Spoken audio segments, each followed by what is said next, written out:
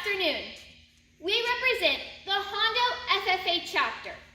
My name is Molly McElroy, and these are my fellow workers, Sarah Windrow, Emily Vaughn, and Johanna Stubing.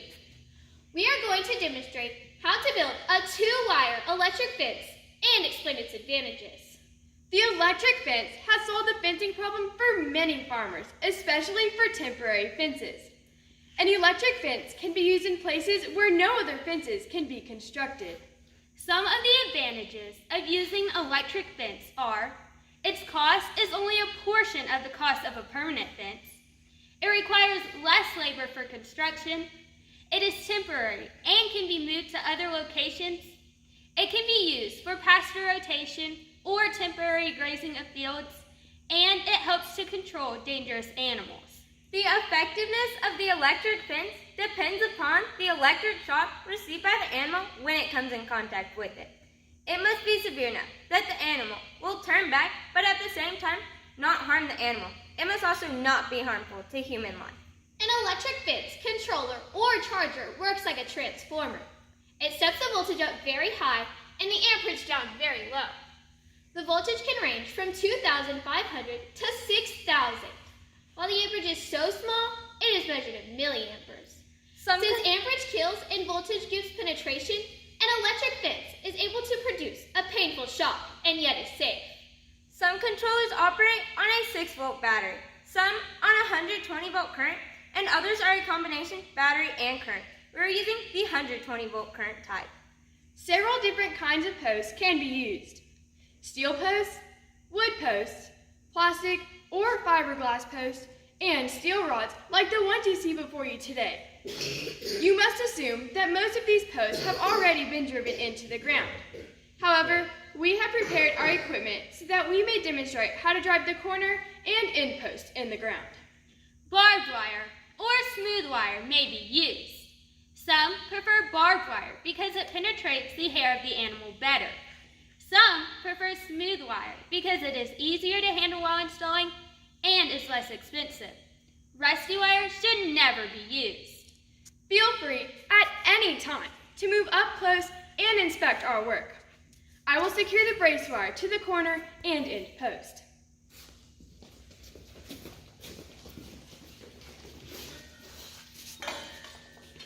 My first step is to drive the end post and stake.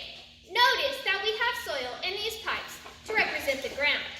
We are using steel rods as posts. This is a fence post tamper. I am demonstrating this to show you how it is done.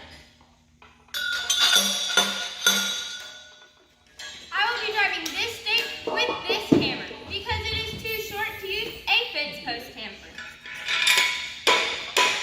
Notice we are all wearing safety glasses to protect our eyes while working. You will notice that I have secured the brace wire to the corner and end post. This is how it is done. A piece of wire is wrapped around the top of the post, and then wrapped around itself and secured in this manner. We do this to keep the wire at the top of the post and not slip down. Then pull the wire tightly down to the stake, wrapping it around the stake and then around itself again, so that the wire will not slip off.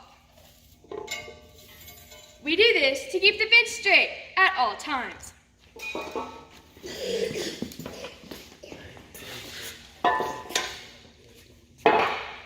I will now install the corner insulator. This is how it is done. By wrapping a piece of wire around the insulator, then wrapping it over itself and twisting with a pair of pliers until the wire is secure. Then wrapping the wire around the post, wrapping it over itself and twisting with a pair of pliers until the insulator is secure. Then cutting off any excess wire and bending down the ends in order to prevent an unwary person from getting injured while going through this gate.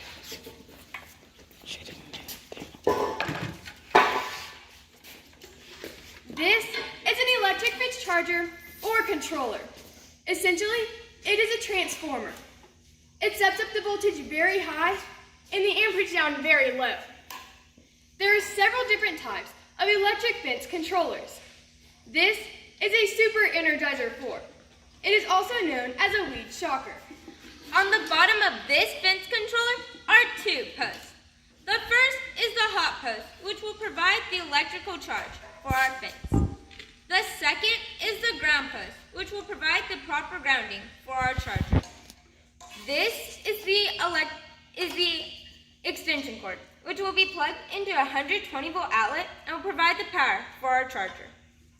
I will now install the post insulator. As you can see, the post insulator is different from the corner insulator. I will slide the insulator to the height of 16 and 36 inches, then tighten the nut securing it to the post. You will notice that we are using insulated wire as a hot wire. We do this because copper must not come in contact with the ground or other objects and cause a short. You will notice that before using the insulated wire, we must strip the insulation from each end of it.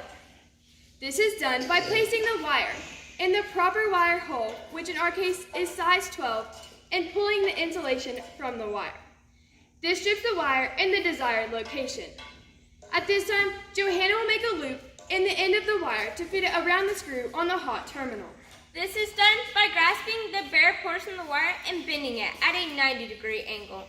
Then grasping the end of the wire and forming a loop. The loop is then placed over the hot terminal and the thumb nut is tightened. We are using plastic clip insulators, which are in accord to the best practices. Homemade insulators such as rubber, wood, or glass bottles are not satisfactory. Plastic does not absorb moisture and therefore cannot conduct electricity. A good example of this is using plastic clip insulators and smooth wire. This type of insulator eliminates wire clips. Another good example is using porcelain insulators and barbed wire. A poor example is using rubber or glass bottles as insulators and rusty wire. We are using bare wire for ground wire. We do this because ground wire does not need insulation and therefore is less expensive. This wire is attached properly to the terminal by making a hook or eye in the end of the wire to fit it around the screw on the ground terminal.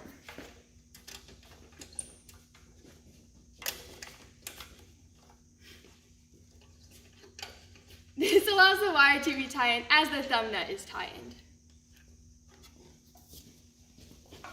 We are now ready to run the wire. I have already ran the 1/8 inch poly wire through this corner insulator.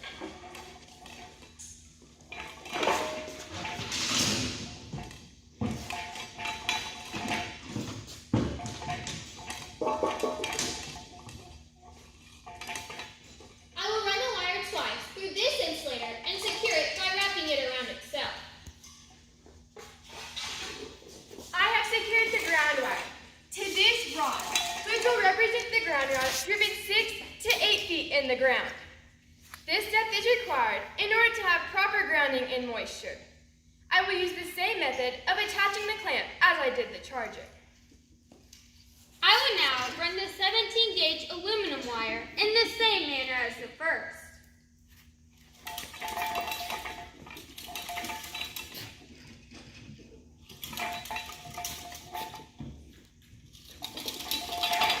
There are several methods of attaching the hot wire to the electric fence.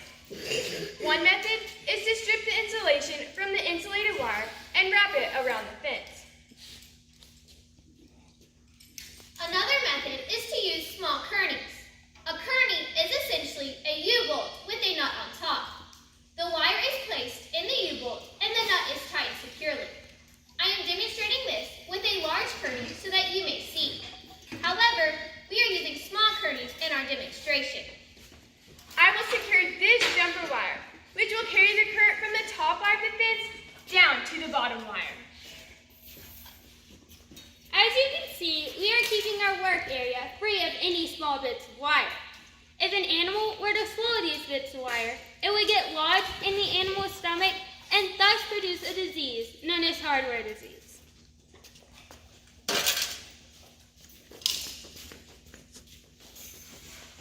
About 5 kilowatt hours of electricity is required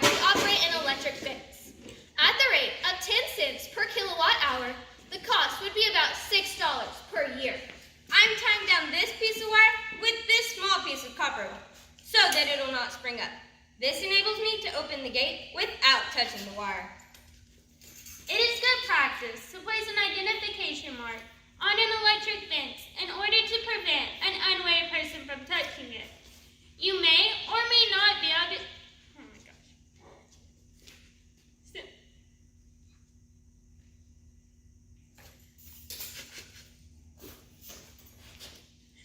Similar signs should be placed at intervals of 200 feet.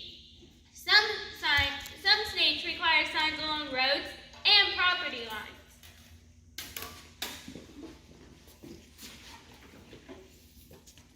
My next step is to install the gate handle.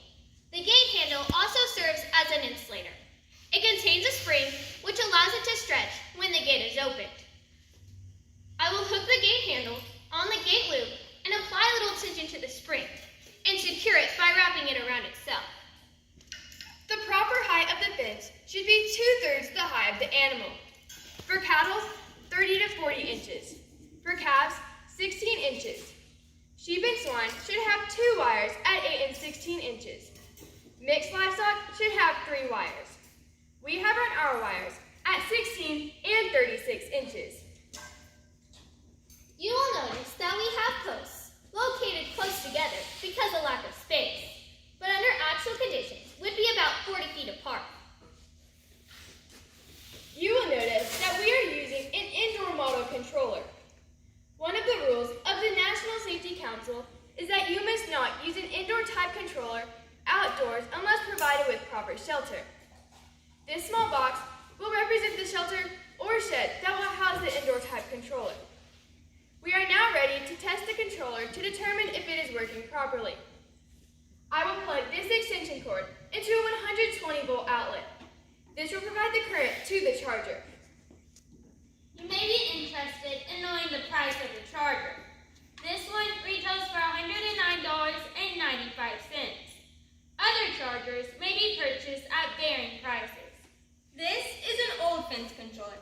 It was made in about 1972, and if used properly, will still work for many more years. There are several means of testing the electric fence to make sure it is working properly. You may or may not be able to hear the clicking sound produced by the charger. However, Sarah will flip this switch and a light will flash, indicating that the charger is working properly. There are other ways of testing an electric fence. This is an electric fence tester. To test the fence, you place one end of the tester on the wire and the other on the post or another grounded object. The tester flashes, indicating that the fence is working properly. We are now going to test the bottom wire in the same manner as the top. You have heard us call this a weed shocker. This is what we mean. Weeds and grasses growing under an electric fence can be quite a problem. Weeds and grasses growing under an electric fence with an old type controller had to be cut periodically. Weeds and grasses growing under this electric fence will be shot through as it touches the fence. I'm holding this piece of grass on this post in order to ground it. You will see a small arc between the wire and the blade of grass each time the charger produces an impulse, thus shocking through the leaf.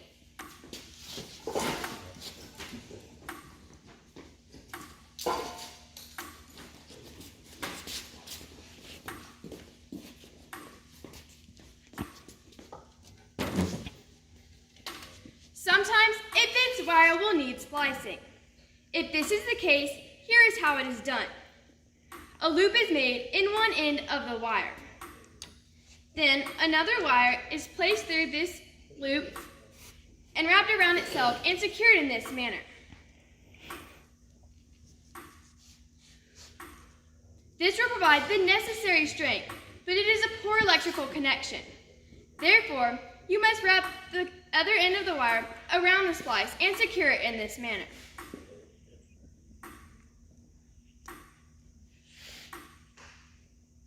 Molly and Johanna will test it for strength.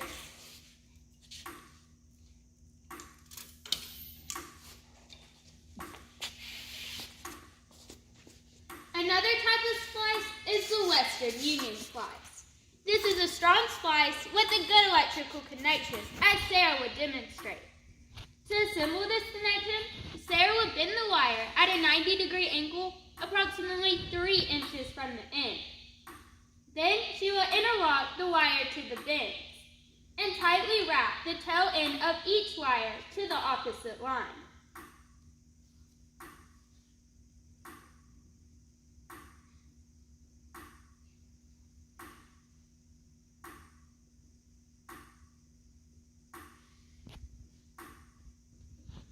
Molly and Johanna will test it for strength.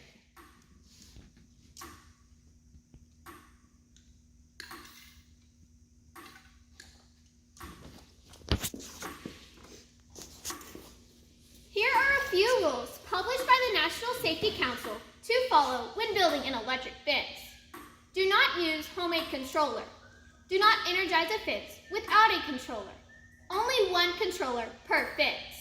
Do not use an indoor type controller outdoors. Do not attempt to repair a controller.